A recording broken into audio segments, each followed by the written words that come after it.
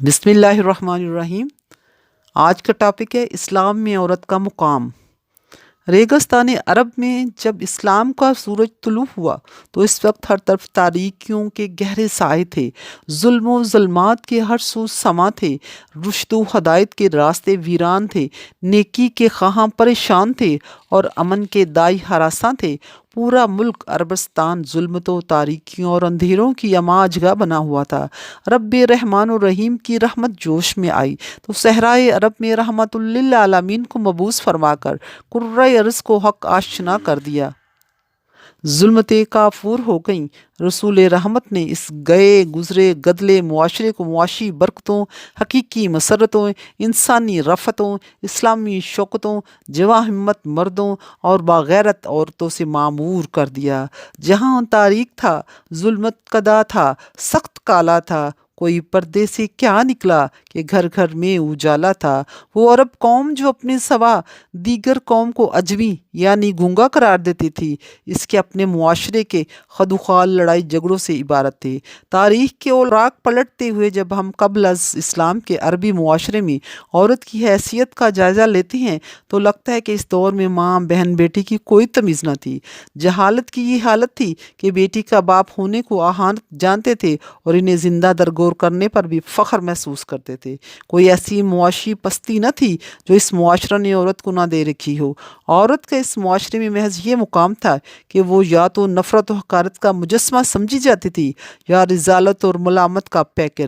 اسی معاشرہ کی اسی عورت کو رسول رحمت تاجدار ختم نبوت علیہ الصلاۃ والسلام نے ان پستیوں سے اٹھایا اور اس پیکر ظلمت کو ایسا نور فطرت عطا کیا کہ یہ مہتاب سے تابندہ تر عزت و عظمت کا مرقع بن گئی۔ اسلام نے مسلمان عورت کو جو مقام عطا کیا ہے وہ نورانی رفتوں، لافانی شوکتوں، ایمانی جرتوں، پاکیزہ عقیدتوں اور سراپا غیرتوں کا ایک ایسا حسین محور ہے کہ جس کے صدقہ سے مسلمان عورت بیٹی ہے تو باعث برکت ہے، بہن ہے تو لائق عزت ہے، بیوی ہے تو سراپا خدمت ہے اور ماں ہے تو اس کے پاؤں تلے جنت ہے۔ وہ غازیوں اور شہیدوں کو جنم دیتی ہے تو دعاؤں کا انداز یہ ہوتا ہے: عبادت میں کٹے بیٹا جوانی، شہادت پر ہو تم ختم زندگانی۔ یہ مسلمان عورت ہے، اسے اسلام نے یہ مقام عطا کیا ہے کہ اسی کی تربت سے مرد میدان مرتضیٰ بھی ہیں،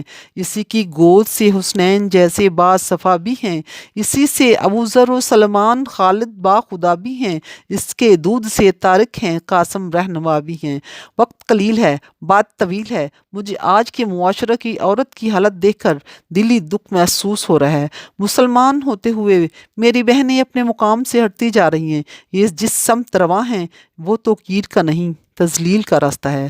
آج وہ عورت جس میں مردوں کی طرح تھی جرت ایمان، وہ عورت جس کے چہرے سے عیا تھی طلت ایمان، وہ عورت جس نے پائی تھی خدا سے فطرت ایمان، وہ عورت جان دے کر جس نے کی تھی خدمت ایمان، اب اس کو بے حجاب بے ہدایت دیکھتی ہوں میں، اب اس کو پردہ مغرب پر رقصاں دیکھتی ہوں میں۔ اسلامی اقدار سے بیگانگی کا یہی عالم رہا تو آنے والی دور کی مائیں کسی رابعہ بصری، کسی طارق بن زیاد، کسی کا محمد بن قاسم کو جنم نہیں دیں گی۔ ان کی کوکھ سے بے غیرت، بے حیا اور بزدل اولاد پیدا ہوگی۔ میں دل کی اتھاہ گہرائیوں سے کار پروازان معاشرہ کو آواز دیتی ہوں کہ اے ارباب امت و کشادہ، آنے والی نسل کو تباہی سے بچانا چاہتے ہو تو آج کی عورت پر بیرار روی کے دروازے بند کر دو، وگرنہ تمہاری داستان تک بھی نہ ہوگی داستانوں میں۔ خدا نے آج تک اس قوم کی حالت نہیں بدلی، نہ ہو جس کو خیال آپ اپنی حالت کے بدلنے کا۔